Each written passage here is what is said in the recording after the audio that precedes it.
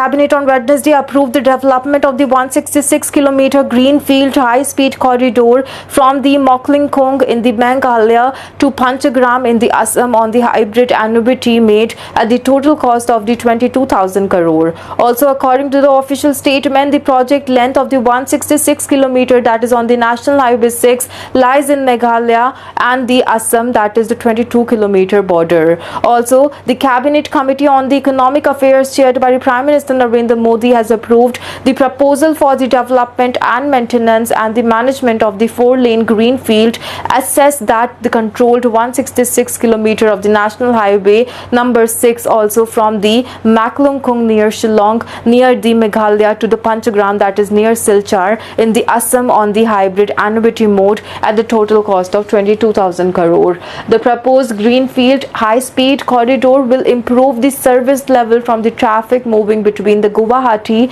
to Silchar, it has noted. Also, the development of this corridor will improve the connectivity to Tripura, Mizoram, Manipur and the Barak Valley region of Assam from the mainland and Guwahati with the substantially reduced travel distance and travel times, it said, adding that this will in turn contribute to the enhancement of the logistics efficiency of the nation. The corridor will also improve connectivity between Assam and the Meghalaya and spur economic development, including the development of industries in Meghalaya as it passes through the cement and the coal production areas of Meghalaya. As per the statement, this corridor will cater to the national and international tourists coming from the well-connected Guwahati Airport, Shillong Airport and Silchar Airport via the existing National Highway 06. Connecting Guwahati and the Silchar regions, this would also connect the scenic places of the tourist attraction in the northeast and promote tourism. The critical infrastructure project will improve the intercity connected